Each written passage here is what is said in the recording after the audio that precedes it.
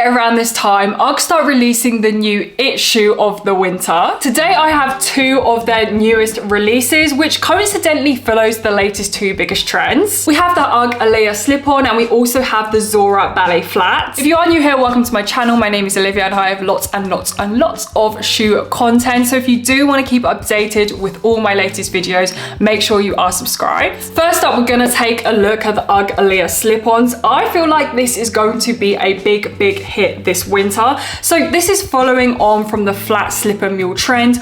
Almost I kind of want to compare it to the Birkenstocks. It's got that very sleek, simple silhouette. These do come in at £115 and $120. So a little bit cheaper than your kind of classic Ugg. They're kind of like your classic kind of Ugg boot, except there is no extra design. There's no extra lining around the heel or the collar of the shoe. One thing I do have to say though, as a slip-on, usually for normal slip-ons, there's literally no heel. Your foot can go straight in.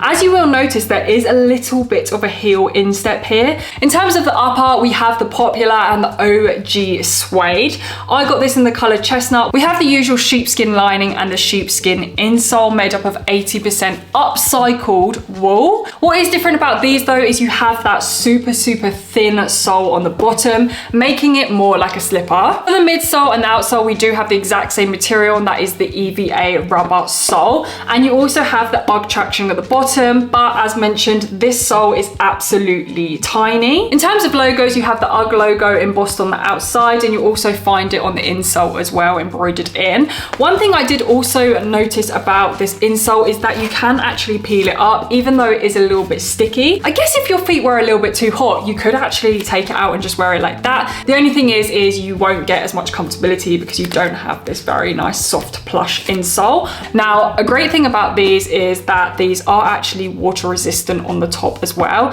So these are literally made for winter. These do come in 5 different colorways: a chocolate brown, the chestnut color we have here, olive green, black, and butter yellow. In terms of sizing and comfortability and how they actually feel on feet, for sizing, I did go for 1 whole size up, which is what they actually recommend. And for all other silhouettes, I do the exact same. And they fit absolutely perfectly. I feel like they fit well if I wasn't wearing socks, but also if I was wearing socks, they give me a little bit of room as well. In terms of comfortability, I first tried the one without socks and they felt so good on. I was actually quite surprised at how comfortable they were considering how thin this sole is. I thought because, you know, it's a thinner sole, they wouldn't be as comfortable as some of the other silhouettes like the Tasmans, you know, the mini boots which have a really stacked sole. I think maybe people will find if they get the size a little bit too small, you'll just end up finding that perhaps this will be squashed down by your foot, which I guess isn't really a good look and it can be quite annoying. So I feel like they could have just cut that out and just made it all one level to the insole. Overall though, I do think that these are a massive hit. I absolutely love this slipper trend going on right now. These will look so good with a pair of jeans, baggy trousers, some joggers.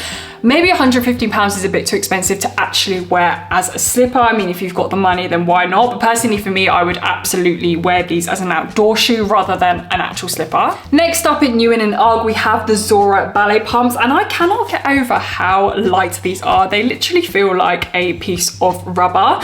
Now, the ballet pump trend has been absolutely in for 2025, and we have seen loads of, especially sneaker brands, doing their own version of a hybrid. Pricing wise for these come in a little bit more expensive, which I was quite surprised about. These come in at £130, $140, which is basically the same price as their Ugg boots. So I was a little bit surprised at that. I just thought because they are a much simple model, they would be a little bit cheaper. For the silhouette and design of these, again, the ballet pump in general is a very simple silhouette. We have a suede upper. I got this in the colorway chestnut, but we also have some nice stitching at the back as well, giving it a kind of more premium feel. We also have the Ugg logo embossed on the outside of the shoe. The collar has to be the best part of this shoe. We have the sheepskin sock liner and it's just so furry, and I absolutely love that it's on the outside as well. It really does give you that Ugg feel. Again, we have the sheepskin sock lining, and then we also have the furry insole as well. An interesting point to note about these, I guess, that is different to kind of some of their normal Uggs, is that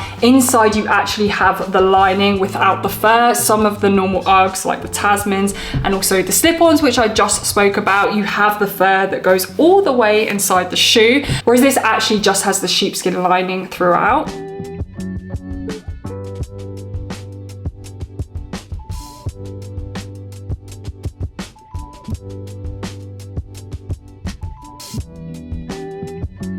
For the sole, we do have a very thin sole. We do have the classic Ugg sole though, with all the traction as well, which of course is needed in those colder months. I've seen already a few celebrities rocking these and they look so good online. They only have 2 colorways at the moment. So we have this chestnut suede, but there is also a black leather, which gives off a very different vibe as well. What I love about these is, just as all the other Uggs, you can wear them with or without socks and they still look just as good, whatever you choose. My heel kept slipping at the back. I do think it's a combination of the fact that this is all very furry, so obviously your foot is likely to slip out because it's rubbing against that really slippery fur. I also think there is a lack of support around the front because of the silhouette of a ballet pump, so your foot is definitely more likely to slip out the back of these if sizing isn't right. So I would recommend going true to size. I think they look amazing with or without socks, and you can literally wear these again with absolutely anything because the silhouette is so simple. Obviously these are more on the pricier side for ballet pumps. If they didn't have this